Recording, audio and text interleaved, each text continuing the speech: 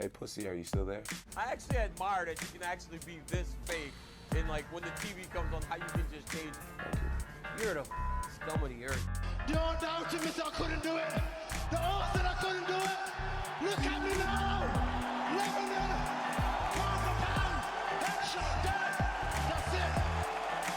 There's guys out there that are doing this day in and day out. They live and breathe this stuff that they don't get the recognition or credit that they deserve.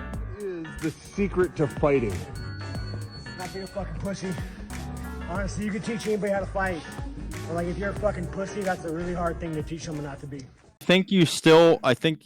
Well, this is a good segue into 297 because you have Sean Strickland, Dricus, Plessis. Now, I think what we all want to happen, but let's play a little devil's advocate here. If DDP is able to win and beat Sean Strickland and become the middleweight champion, the fight originally to be made was Izzy versus DDP. African versus African. Find out who the real African is, right? No. Yeah.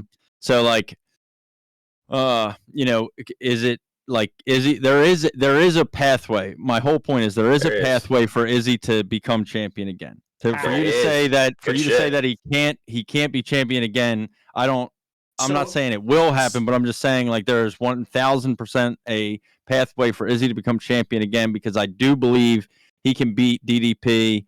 But it all depends on what happens this coming Saturday night. Because if, Strickland is able to, pick apart DDP and beat him, I don't think Izzy fights Strickland again, at least not yet, not now. I don't know. I don't see how you could give Izzy a title shot after he got fucking 4-5 rounded by Sean Strickland, even if Sean Strickland loses to DDP. How does Izzy automatically jump a guy he just lost fucking a 5-round championship fight to every round and jumps him to fight for the title? Get the fuck out of here. Is he not the number one contender? Dirty, he was one of the most dominant champions at that division since Anderson Silva. Yeah, so you make him fight Sean Strickland again. You don't make he doesn't get to jump Strickland for a rematch. Yes, he does. Strickland gets a rematch. Yes, he does. The champ still has to fight during Strickland. Strickland has to fight too. He's the number one contender. Izzy is. No, I'm saying this. Not everybody gets a rematch. Everybody gets a fucking immediate rematch. It's the same reason why Aljo's not fighting Sean O'Malley. Yeah, but then why are you okay? Why are you okay with Aljo not getting the immediate rematch? No. But this isn't a rematch. That's not what I'm saying. It would be if DDP beats Strickland. Yes, you're saying that Strickland gets the rematch against DDP before Izzy gets the fight. Yes, but I'm just saying, Izzy, if Strickland loses to DDP, there should be no reason that Izzy gets to jump Strickland before Strickland gets a rematch to DDP because Izzy lost a 5-round fight to Strickland dominantly. That's my point. Of course there is. It happens all the time. That's fucking gay. It happens all the time. Not everybody gets fucking rematches. You think DDP would not fight until those two fought? No, he's got to defend that belt, bro. No, he's saying. No, he's saying that he would. If I just don't Strickland see how would it's fight fair. DDP. He's saying that if DDP wins and beats Strickland and becomes the middleweight champion, that Strickland would get a rematch with DDP before Izzy gets another title shot against DDP. The thing is like the storyline between Dricus du Plessis and Izzy, that fight was booked. That fight was supposed to happen. It was being set up to happen. They brought him into the fucking octagon to face off against each other. Izzy called him the N-word 25 times. Sure. That was the fight that was meant to happen. Sure. Strickland became champion on a short notice because Dricus couldn't take that fight after fighting like whatever it was, fucking a month earlier or something. So like Dricus and Izzy is the fight to make, Dricus and Izzy was the fight that was going to be made. Izzy loses his belt to Strickland, throws a wrench in all of that. I understand what you're saying, but at the same time, not everybody gets a fucking rematch. Yeah, and Izzy of all champions, who was one of the most dominant champions in that division since Anderson Silva, who's arguably one of the greatest of all time. If anybody gets the courtesy to jump Sean Strickland and get a chance at the title again, it's fucking Izzy. How can it not be? From my point, you said Aljo not getting a rematch to Sean O'Malley is equivalent to this. So Aljo didn't get the rematch because Aljo was a pussy and didn't want his fucking fight his best friend and wanted to move up a weight class. That's why Aljo didn't get a fucking rematch. Well, Aljo asked for the rematch, though. Sean O'Malley picked the next opponent. Yeah. The only reason Cheeto's even where he is because Sean O'Malley picked that fight. And he got the Dana White treatment. Right. I don't think Sean's not going to get Dana that White treatment, though. But he's going to get it over Sean Strickland. You think Dana White's going to be like, oh, like gonna favor Strickland over Izzy? I mean, dude, after Izzy beat him, after Strickland dominated him like that, I don't fucking know. It has to be Izzy. The thing is, dude, I don't like after this that. Is all obviously this is all contingent. This is all contingent on if DDP beats Strickland. Which I don't think he will. He's got to defend his belt, dude. So he's not going to sit there and wait for them to fight. The thing is, that's what we're talking about. Is that first title defense? If he, I mean, the first title defense, I get it. Who would it be against? Robert Whitaker? If not, it has to be Izzy. No. That's what we're talking about. The first title defense. I'm saying. So it would either be between Izzy or Sean Strickland rematch. Yeah, it's Izzy. But you would get. If you're saying that if Dricus Du Plessis and Sean Strickland go 5 rounds and it's a split decision, Sean Strickland doesn't get a rematch against Dricus Du Plessis. Izzy jumps. That's not. Well, that's the thing. Like now, like you can't just add. No. Stop. You can't just add more variables. Decision fight. Period. You can't. You can't add more variables. Okay. What if Dricus knocks him out in the second round? Okay. Then that's a whole different story.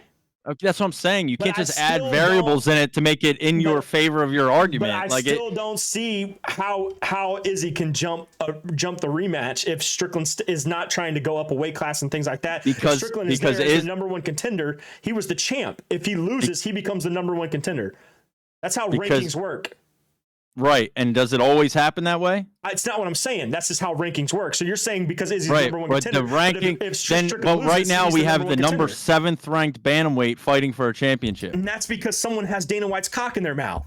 But that's because rankings don't always matter. Yeah, well, when the fight that sells matters. That's why it's happening.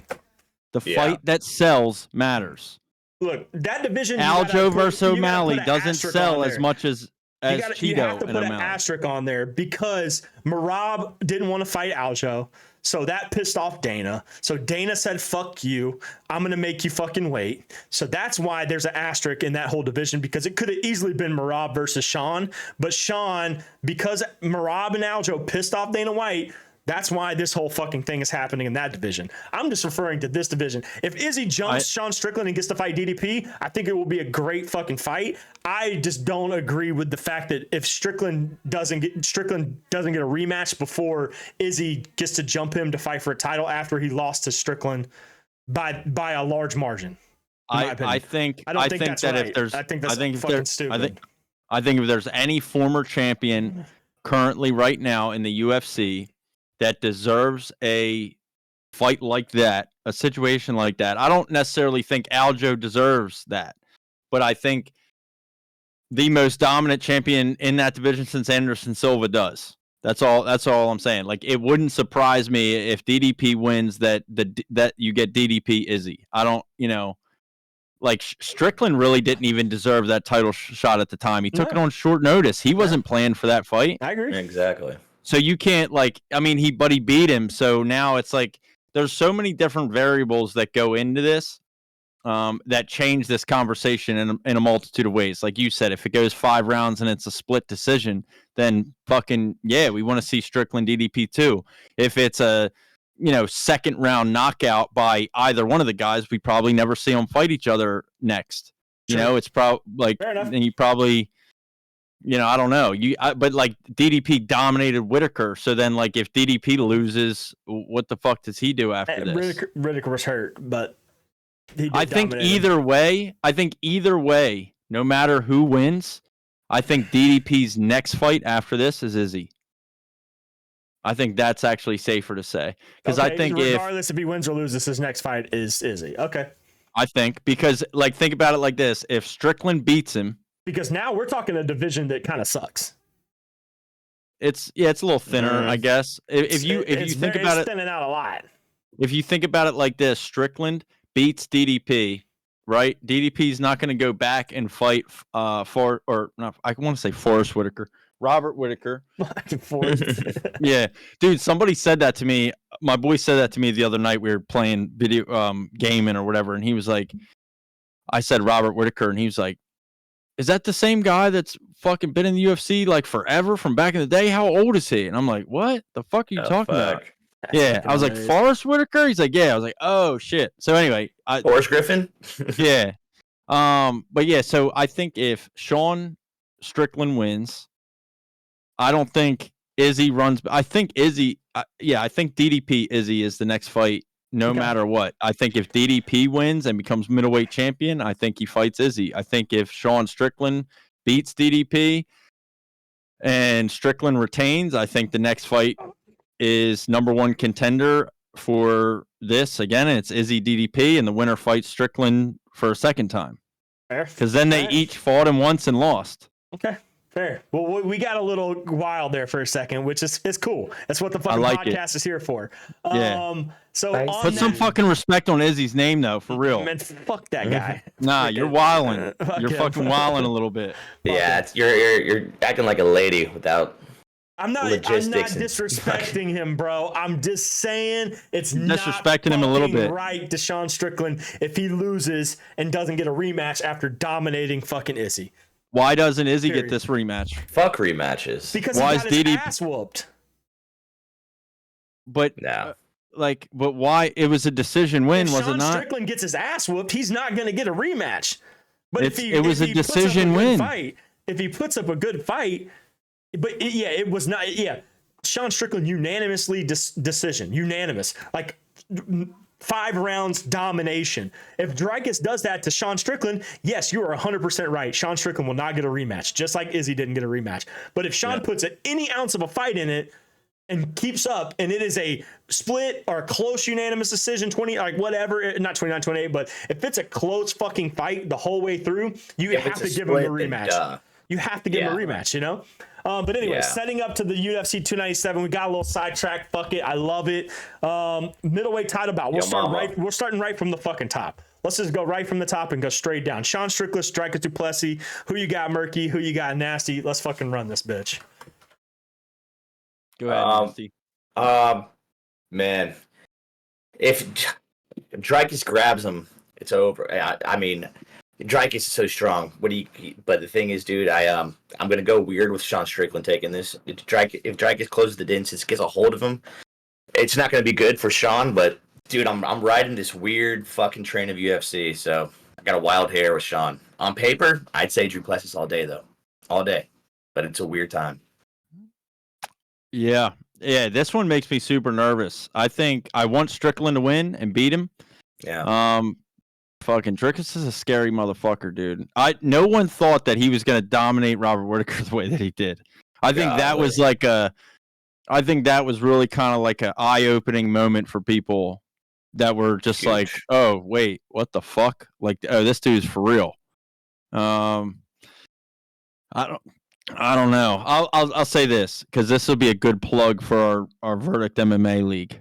So if anybody who listens to the podcast, watches on YouTube or anything, doesn't already know, we have an Over the Octagon, basically fantasy MMA league set up on Verdict MMA. It's a free app you can download on your phone. You can join our league. We make picks for every UFC fight card, gives you points based on how you place.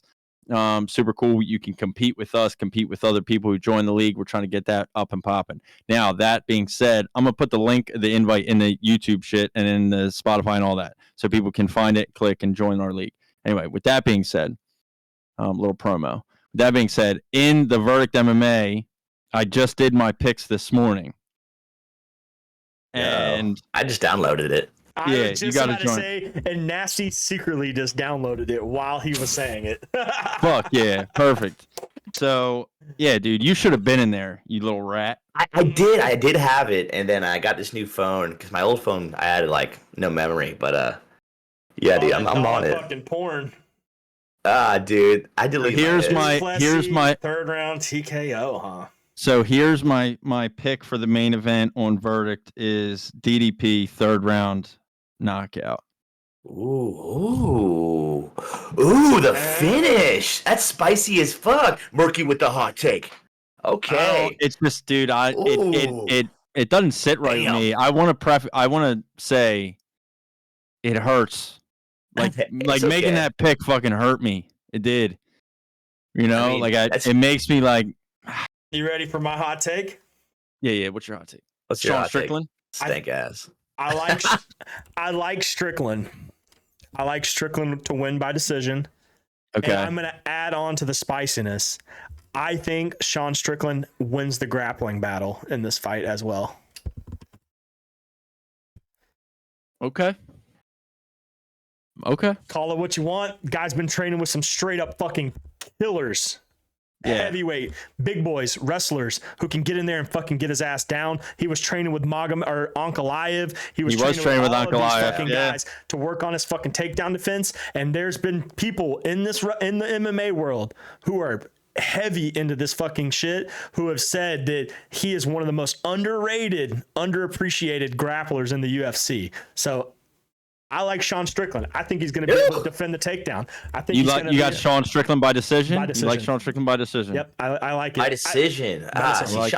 Can Sean Strickland finish people, man? God damn. Yes. I mean, Yeah, yes, he can, fuck. but there's no reason to, dude. He's such a good boxer. If he fights the same way he did Izzy and does not allow Duplessis is smaller than Izzy. Like he's not smaller, but he doesn't have the reach like Izzy did. He doesn't have that distance like Izzy did. And Strickland played it perfectly. If he can do that with Duplessis, he's gonna win. I'm just saying. So I think I like Sean Strickland.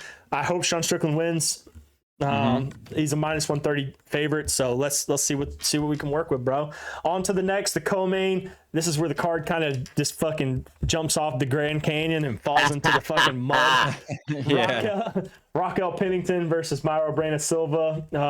I like Buena Silva by submission. I'll just go ahead and throw my pick out there. I have that in Verdict MMA. I see her being the champ, and I also see her being the champ to end 2024 as well. I'm making a New Year's resolution to not talk about women's MMA ever again. So we're skipping Merc on that one. Yeah, I don't give a fuck. We're skipping. The fact that this is a fucking co-main is so whack. Co-main to a pay-per-view. Yeah, suck my balls, dude. Yeah, it's kind of strange, to be honest with you guys. I got Silva by submission all day. That's what she's doing. 8 out of 10 fights are submission victories. But either way, that should have been like the opener. That should have been the first fight, but it is what it is. So we can agree on that. We're all on the same page. Buena Silva by submission. Yeah, so is that going to be first leg on the three? Yeah. The 3-leg banger. You have my pick on that. I think that's a mutual agreement. I'll lock it in. Buena Silva by sub. Pray for a good football Sunday today to get the bankroll back up a little bit. Goddamn. Oh, yeah. And then the next one, I'm pretty confident in this one as well. Neil Magny versus Mike Malott. I'm going to go ahead and throw my pick out there. I like Mike Malott by TKO KO. Come on now. Absolutely. I think we are about to see a finish, and I think it's going to be Neil Magny. Last run in the top 15. He doesn't deserve to be there in the first place anymore. He's on a downward spiral, especially after getting embarrassed by Ian Gary. Come on, man. I think he's been humbled. He's going to continue getting humbled, and I think Mike Malott is definitely a good up-and-coming contender who can do it. So give me Mike Malott by TKO KO in that fight. Is that another one? We're mutual 3-way around the table? I like that. Well, the thing is, there's a couple fights that I'm very confident on. Okay. And Silva submission, and then we'll see. I got Malott second round KO. I got him KO as well. Nice. And then we get on to the second fight of the main card: Chris Curtis versus Marc-Andre Barriault, however the fuck you say it, Barriault. Chris Curtis, man, I mean, he's kind of 50-50 in my eyes, man. He sometimes he looks good, sometimes he looks like shit. I don't really understand him as a fighter. I don't understand what his mission is in the UFC. I mean, like I said, sometimes he looks really good and sometimes he doesn't. So he's just kind of always 50-50. Marc-Andre Barriault, I've watched him fight. I mean, I will say this. Last time the Canadians had a full the Canadian card, they dominated the card. Yep, they did. Yeah, dominated the card. But Chris Curtis needs a redemption. He's coming in as the favorite. I just don't know, man. Like, I'm 50-50 on this fight, to be fair. I just haven't been impressed with Chris Curtis in his past few fights. It's tough, man. He lost to who was it? Gaslam, and then I think his last was a no contest. This is one no contest. Didn't he lose against Buckley as well? Or did he beat Buckley? That was let's see. I was just looking at it. I'm not sure, man. Yeah, so he beat Buckley, lost to Gaslam, and then he was supposed to fight Imavov, and that was the no contest. But he lost to Hermanson. Yep. And my whole thing, man. He did beat Brendan Allen, though. The thing is, dude, you're fighting his camp right now. Who is his camp fighting with, dude? He's fighting with Sean Strickland, who's fighting with all these other guys training. He's training alongside them, dude. That's why I got him winning and edging this out, because, dude, his camp is dirty right now. He has a camp that he's training with the champ. That's true. Yeah, that's fair. I personally haven't been that impressed with him. Like, I don't think he's looked that impressive recently. No, dude. He's I picked Barry by decision in this. Ooh, okay. But see, Burial on the other it's hand, hard to bet on Chris Curtis. It is. But he hasn't looked that impressive either. I mean, he lost to Hernandez, but he did just get a big win over Eric Anders. So I don't know, man. This fight I'm not gonna bet on. Like, I wouldn't put this in my parlay. I wouldn't put this as a play. I'm not. I don't really care to see either one of them win. I mean, I'd pick Chris Curtis just because I'm a fan. I'm kind of a fan of some of his fights, but I don't know. Now the next fight, I am a big fan of this fight. Yeah, this is one of my favorite fights on the card. Masvar Evolov versus Arnold Allen. I've liked Arnold Allen here recently, especially after his rise in that division. I know he got put into a tough situation where he ran into the Yairs and the Ilyas and the Volks and the Maxes of the world, and kind of, here we go. Now you're with the big boys. He's 19-2. He's coming off of a loss against Yair, right? No, Max. No, Max Holloway. Max. So Holloway. Which, I mean, 5-round decision against Max Holloway is pretty fucking good. He beat Kadar, beat Dan Hooker, which, I mean, those are two big wins. Yep. Yeah. So he definitely deserves his ranking for sure. But dude, Mavzar, whatever his name is fucking undefeated, man. Evolov coming off of a big win over Diego Lopez. Yeah, but there is some context to that fight, because that was last May, and I don't know if you remember, but that was Diego Lopez took that on short notice. Yeah. And I don't know if you remember that fight, but we can go back and watch it at some point. Was that his debut? Diego Lopez's debut, and realistically, like, he got cheered when he fucking left there, because people were like, dude, he looked fucking awesome. He could have won. Yeah, he could have won. That was kind of a bullshit decision. Yep. And now you look at Diego Lopez, and like, the only reason that victory is fucking impressive is because of how good Diego Lopez has looked since.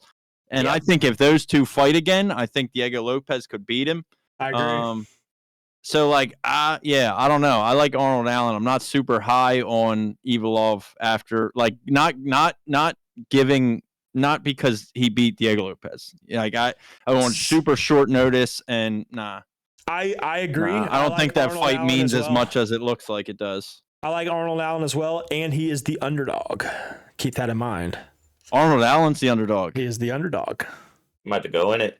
Well, Arnold Allen money line. Get ballsy. Oh, Arnold Allen money line. Yeah, boy.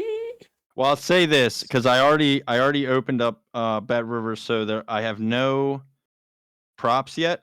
Okay.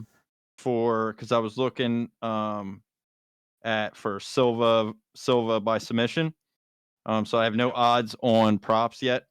But yeah, Arnold Allen is a plus 143 dog, which is not super big, but it's pretty even money. Yeah, fairly even money, but a plus 143 dog. Yeah, I like it, bro. I wouldn't hate throwing a little juice on that at all. What if we add that in as part of our 3-legger? That's what I'm saying. I mean, you couple that with the method of victory, method of victory submission finish. And then we picked you one could get a more. little juice there. Yeah, you could Yeah. definitely get a little juice there.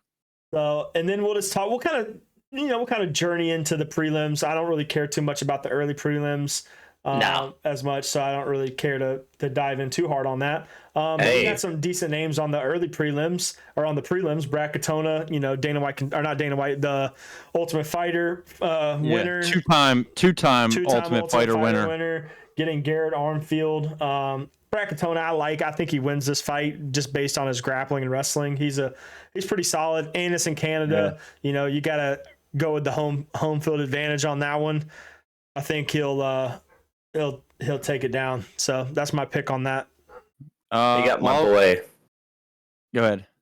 You got my boy Charles Air Jourdain fighting too, though. Jourdain's Canadian, right? Jourdain's Canadian, right? Yeah, dude. He was also on the last Canadian card and won. I like him, man. I like him. I've been a fan of him for a couple of years now, dude. His striking's way better than it seems to be on paper, man. He's got some crazy strikes. There's a highlight reel of him floating around the MMA scene. He is at a huge physical disadvantage in the striking game on this fight. So he is a Sean Woodson, dude, has a 9-inch reach advantage. Also has a 6-inch height advantage. So Jourdain is very small compared to Sean Woodson as far as length and height goes, which I think plays a huge factor always in the striking battle. So that's definitely something to keep an eye on. He's losing on the grappling exchanges as well. Yeah, that's going to be something to keep an eye on, man. Yeah, Sean Woodson's a 9-inch reach advantage is wild, bro. I'm stoked about this fight, man. I was looking at the prelims. What's the height advantage? 5'9" to 6 inches. 6-inch height advantage too. That's fucking nuts. Yeah. Charles Jourdain got some good subs too. This is going to be a good fight. This might be a fight of the night. I'll tell you this: my fight to watch. I didn't even know it was on this card until right now, boys. But my fight to watch: Jillian Robertson, Polyana Viana. Yeah. Now I told you. Now I did tell you that my New Year's resolution was to not talk about women's MMA, and I apologize. I was fucking wrong because now that I see this, just absolute beauty of a matchup here. It's dirty. I'm gonna be watching weigh-ins. I'm gonna tell you that. I'm gonna be watching the weigh-ins. Polyana Viana, my little Kirma. I'm gonna be spraying during the weigh-in. I'm gonna be watching weigh-ins. 100%. Poison Ivy. She's the one. She's the one with the pain tattoo. Right on her chest. She's the one that has the pain tattoo right on her chest, and she has the Polyana Viana. And she's got the Akatsuki tattoo, and she has the full Naruto setup on her arm and her chest. And her stomach, her belly button is the Orochimaru curse mark. Dude, she stole that from me. I mean, not the curse mark, but the Naruto seal. I've got a boner. You guys are talking about fucking cartoons again. Yeah. God damn it. But she didn't look impressive in her last fight, to be fair. Nah. If we're gonna be serious, but neither did Gillian Robertson. She got dominated against Molly McCain, right? Wasn't that her last fight? No, Tabitha Ricci was who she lost to. Baby Shark. Yeah, Baby Shark. She got her ass whooped too. All 5 rounds. Yeah, I'm going down her rabbit hole. Let's change subject. But Gillian Robertson, I mean, she came in as just a straight up submission artist. Like that's what she was known for, was just her Brazilian jiu-jitsu. Her Brazilian big titties. What? What'd you do to me, Joel? Her BJ-J. Yeah. God. Oh shit. But damn. Yeah, that's great. But they both That's fight to watch, boys. Yeah, that's fight to watch. I ain't mad at it. I'll be watching weigh-ins. So yeah, that kind of wraps up 297, and I don't have really much. I don't really care too much about the early prelims. I mean, I'll be on it. Starts at 6:30 p.m. Main card clearly starts at 10 per usual. You know where to find us. We'll be in the Overs Club Discord showing these fights like always. This almost feels like a slap in the face to have to pay $80 to watch this fight though. Like, God, almost. Yeah, it's some bullshit. That's just a big slap in the fucking face. Yeah, that's a fucking bullshit. I mean, but like the main event is a must see. That's the thing. I will say this, though. If there's anybody out there that wants to sponsor our podcast and wants to put us on the map financially, like, listen up. We're here. We're trying to get to as many UFC events as we can this year. And just to go and look and see that one of the fight nights with like one good fight on it is $300 a ticket. If there's anybody out there that wants to that wants to fucking financially shoot some cash our way to get us to these fights, we ain't gonna say no, my friend. But you know, as of right now, we're working on some big parlays. If we can hit one big parlay, you know, we'll be at these fights. But man, UFC, man, get it to fucking gather, dude. Why do I gotta spend $300 to watch Aaron Blanchfield, Marion Fiort as a co-main? Like, get the fuck out of here. Come on now. That should be painful. I would pay 150. The force is feminine. But I ain't paying $300 to go fucking 16 hours away to watch a damn women's co-main. Let's go, man. Yeah, that's tough. I paid $300 2 years ago to watch fucking Volk in a main event. You weren't there. With Hamzat and fucking Gilbert Burns and the Korean Zombie and fucking Ian Gary and all these guys. I spent that money to watch that. Yeah, So, I mean, I paid about the same amount of money to watch a Phillies home playoff game this year in the NLCS. Yeah. Costs the same amount of money as a fight night in fucking Atlantic City, co-main event by Aaron Blanch. Like, dude, suck my nut, dude. Yeah, I got an 8-ball. Yeah, But maybe speaking of maybe events, we can get and I got an 8-ball. Fucking NLCS tickets and an 8-ball. Right. Still cheaper. Speaking of events, though, this one's big for me and Nasty.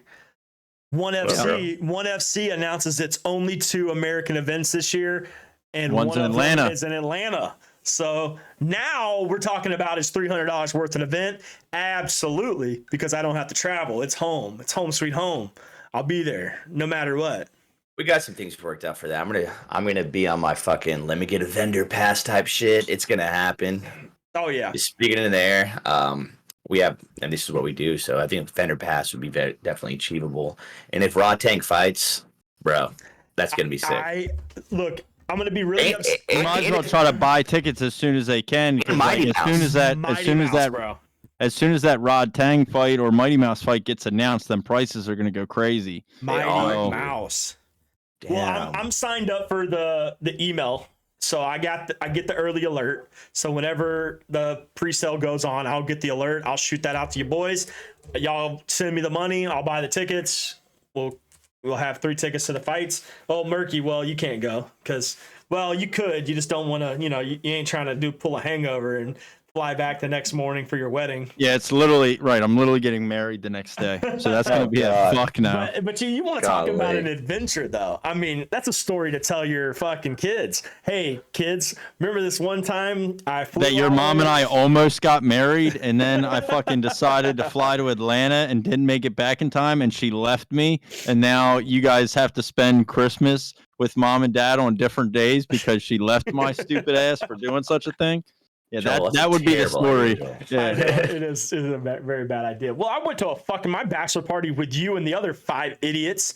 I could have easily got divorced with y'all. That was a horrible idea. Yeah, let's chill. Hold on. Oh, hey, hey, yo, whoa. I wasn't there. Yeah, whatever. Anyways, all right, so let's wrap it up. Promo of the night. If you want to sponsor us, hit us up. We're looking to get us some sponsors for 2024. The cast, whatever. It's cool if y'all want to help promote us, help us pay to get the fights, help us do things like that. It's great. If you just want to put your name to our podcast, and we would love to have you just as a support system, just to be able to share what you are, and then have that support from you guys for us. So definitely hit us up if you want to be a sponsor for the podcast. And then if you want to be on the podcast, if you're a fighter, if you're up and coming, if you're in the the pro scene, if you're in the big boy leagues, whatever it may be, hit us up. We want to have you on the show. We want to hear your story. We want to hear more about you and what's to come for you. So we're just looking for that each and every day. So boys, what else you got? The only thing I got is, so this fight is on the 20th, and then we have this is on the 20th, right? And then we have nothing until February 3rd. But what we do have is the Cage Titans. I think it's 63 is on January 27th. Yep. Where our boy Joe Giannetti is defending his title. So we'll be locked into that. Fuck yes. So we'll be locked into that shit. I'm already subscribed to that thing, and we'll have those fights streaming in Discord on the 27th as well. Maybe we'll do like a special episode, Cage Titans preview. Oh yeah.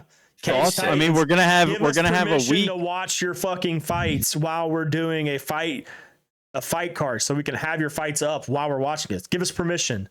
Come on now. Like a watch along? Like a watch along. Give us the permission so we can do a watch along and talk about the fights while it's going on. We'd love to do that. So we just need your permission because we're not going to break the laws on YouTube because then we'll get banned. So I think we'll still get banned, but it's whatever. Yeah, fuck it. Yeah. But no, that's all I got. Joe Giannetti snatching necks, cashing checks, and still let's get it. And let's get it, baby. Nasty, anything from you? I'm Gucci, man. Ready for this week. Are you, Burr? Gucci, baby. All right, boys. Well, episode 51 wrapped up. We will catch you guys next week. Catch us throughout the week because we might pop up on any given day to do a live stream just to chat with you guys, hear some feedback, let you guys know what y'all think about this week's coming card. Tell us what you thought about the podcast if you listened, all that good fun stuff. So we'll be back next Sunday. Episode drops on Monday. We'll catch y'all boys later. Nasty, Murky. Yes, Peace sir. out, motherfuckers. Can I get a parlay? Yeah.